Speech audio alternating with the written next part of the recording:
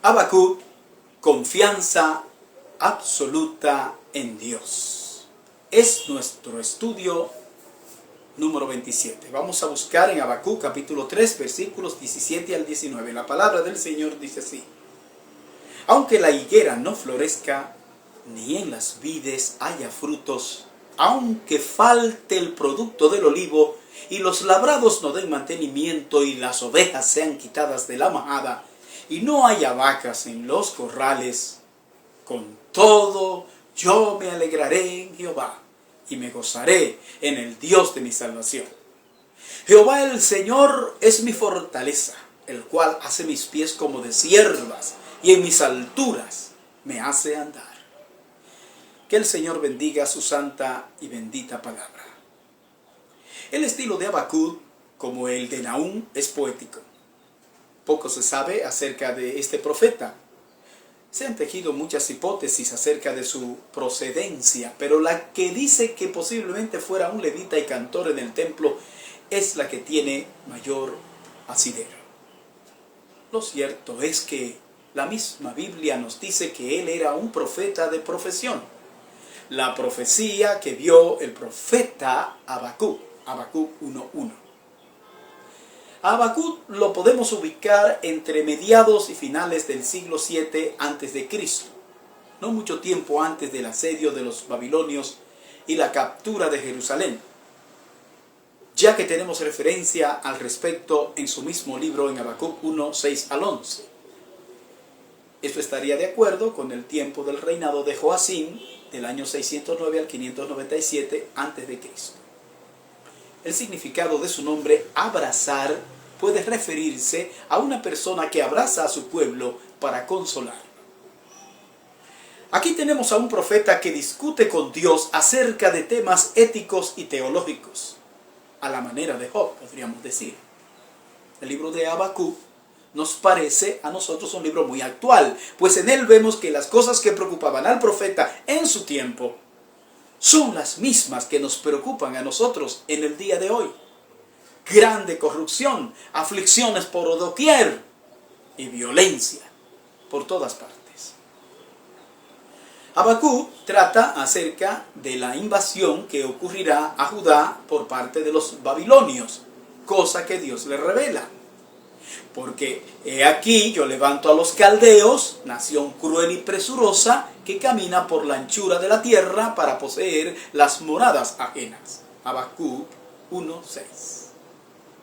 Habacuc proclama esta profecía con mucho dolor y consternación, pues no entendía cómo Dios utilizaría a una nación tan vil para castigar a su pueblo.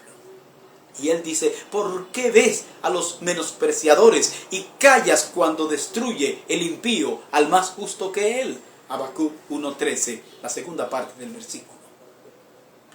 Veamos de qué manera el profeta llega a conclusiones favorables respecto del proceder de Dios. En primer lugar, veamos la confianza absoluta en Dios resulta del conocimiento de su revelación.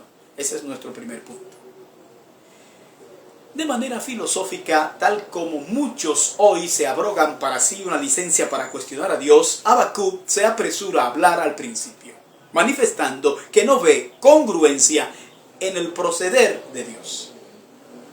Él dice: muy limpio eres de ojos para ver el mal, ni puedes ver el agravio. ¿Por qué ves a los menospreciadores y callas cuando destruye el impío al más justo que él? Habacuc 1:13. Debemos establecer que Habacuc es un siervo de Dios. Sus quejas delante del Señor son como las pronunciadas por Job. Denotan no una falta de fe, sino una fe que debe madurar. Habacuc necesita conocer la complejidad del Dios Todopoderoso. Pero ¿a cuántas personas no estamos acostumbrados a escuchar quejándose de las mismas cosas que se quejaba Habacuc?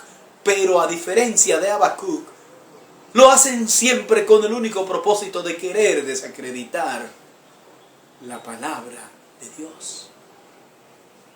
Esta cuestión de por qué sufren los buenos y prosperan los malos es algo que siempre ha inquietado al ser humano.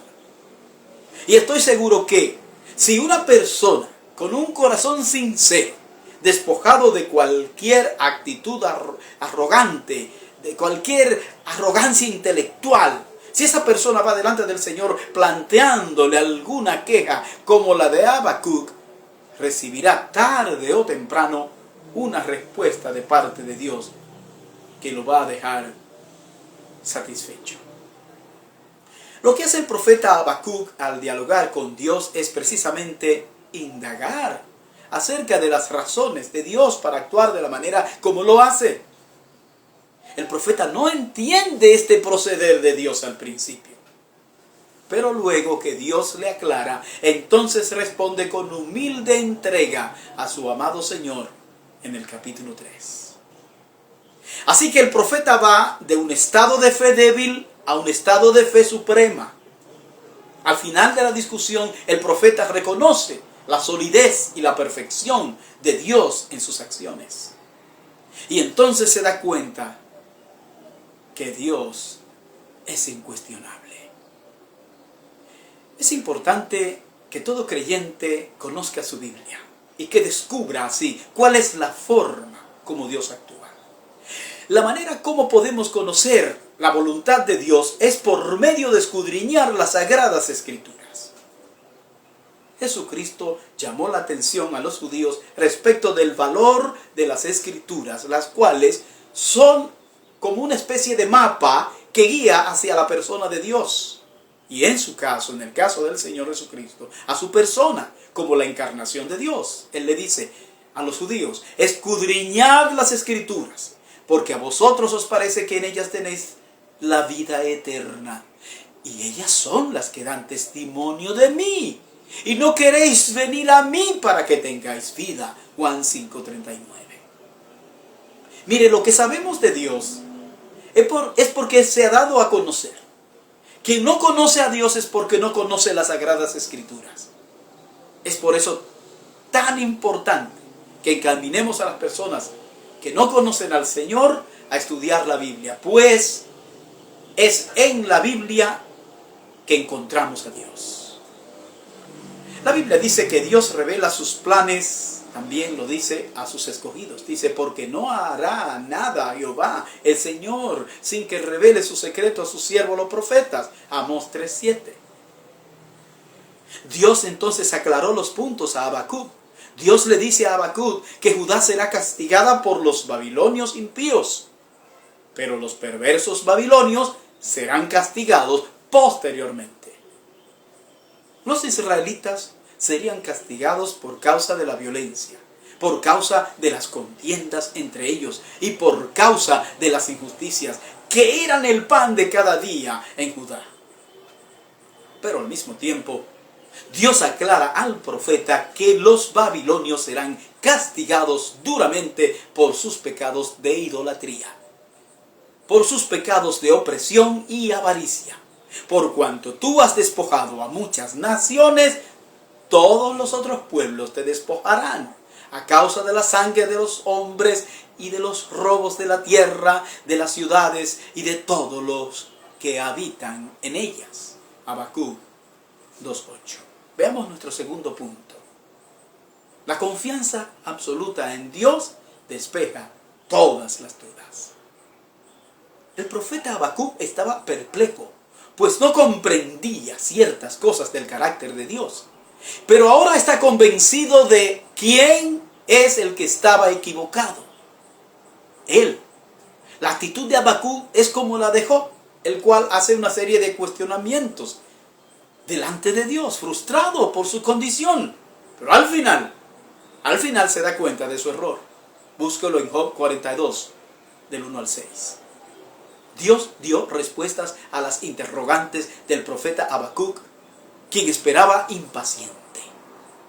De la misma forma, nosotros muchas veces tenemos mucho tiempo orando a Dios por algo y no vemos respuesta.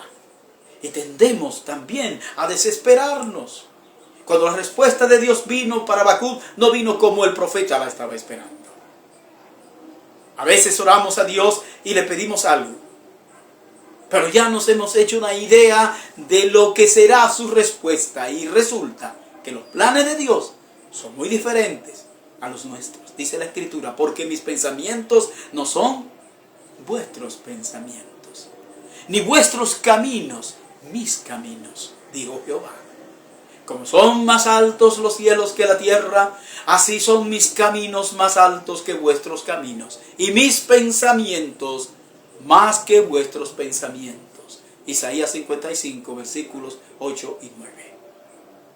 Es por eso que es una blasfemia el famoso acto de declarar, en vez de orar con humildad y esperar que sea Dios mismo quien responda a nuestras súplicas cuando y como Él quiera.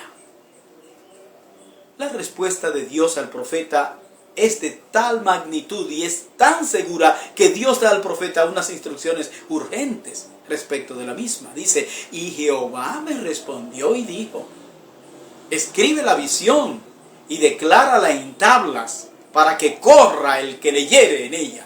Habacuc 2:2. La respuesta de Dios a Habacuc es firme.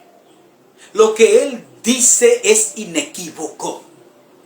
No es como muchos que dicen hablar en el nombre de Dios y ofrecen falsas esperanzas. Dicen que Dios les dijo sin Dios haberles dicho nada.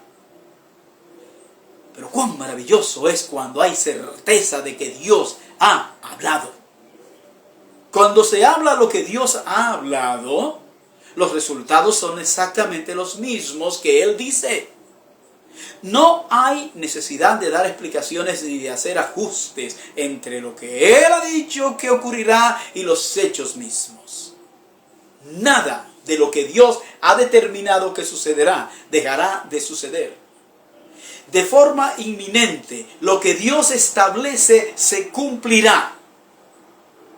Aunque el hecho de que se tarde dé la impresión de que no es así. Dice la Escritura, aunque la visión tardará aún por un tiempo, más se apresura hacia el fin y no mentirá. Aunque tardare, espéralo, porque sin duda vendrá. No tardará. Habacuc 2:3. Es de tal magnitud esta palabra dicha por Dios, que es el fundamento sobre el cual descansa la fe del creyente en todos los tiempos. Como dice Habacuc 2:4, he aquí que aquel cuya alma no es recta se enorgullece, mas el justo por su fe vivirá. Dios le dice a Habacuc que los impíos serán condenados por su orgullo y arrogancia, y que los justos serán librados del castigo inminente únicamente por causa de su fe. Epístolas muy importantes de la fe cristiana como Romanos, Gálatas y Hebreos fundamentan sus aseveraciones en el famoso versículo de Habacuc 2:4. Es de tal importancia esta escritura de Habacuc que en el libro de Hebreos se le cita de manera extensa para animar a los cristianos en medio de la persecución por su fe. Dice así, porque aún un poquito y el que ha de venir vendrá y no tardará. Mas el justo vivirá por fe, y si retrocediere no agradará a mi alma. Hebreos 10, 37 al 38. El profeta Habacuc inserta dentro de su libro una especie de canción sarcástica que anuncia las consecuencias que sobrevendrán sobre la nación de Babilonia por causa de su inhumanidad. El pasaje al que nos referimos se halla en Habacuc capítulo 2, versículos 6 al 20 y tiene como título Ayes contra los injustos. Está dividido en 5 ayes o lamentos. El primer ay se refiere al castigo de los caldeos por su avaricia, Habacuc 2:6. El segundo se refiere al castigo de los caldeos por su codicia, Habacuc 2:9. El tercer ay se refiere al castigo de los caldeos por el asesinato que cometían para arrebatar la riqueza de otros, Habacuc 2:12. El cuarto ay se refiere al castigo de los caldeos por el abuso que cometían con frecuencia de embriagar al enemigo para conseguir dominarlo, Habacuc 2:15. Y el quinto ay se refiere al castigo de los caldeos por su idolatría. Habacuc 2:19.